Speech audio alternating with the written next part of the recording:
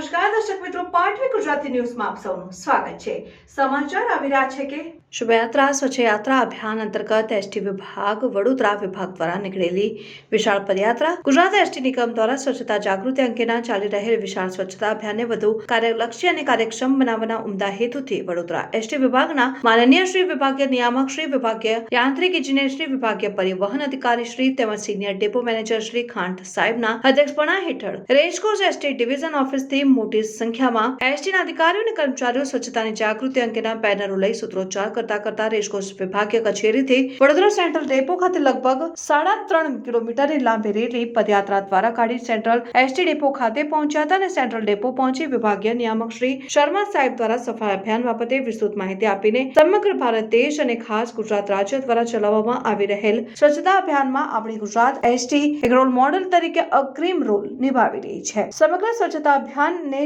જનતા જનાર્દન દ્વારા બહોળો પ્રતિસાદ મળી રહ્યો છે, ત્યારે આપણે એસટીના માધ્યમ દ્વારા વધુને વધુ પ્રજા સુધી પહોંચાડવાનો પ્રયત્ન કરી અને આ અંગેની ચર્ચા કરી રેલીમાં જોડાયેલ અધિકારી કર્મચારી તેમજ અન્ય લોકોનો હૃદયપૂર્વક આભાર વ્યક્ત કર્યો હતો। પાટવી ગુજરાતી ન્યૂઝ રિપોર્ટર ધર્મેન્દ્રભાઈ દરજી સેવાસી।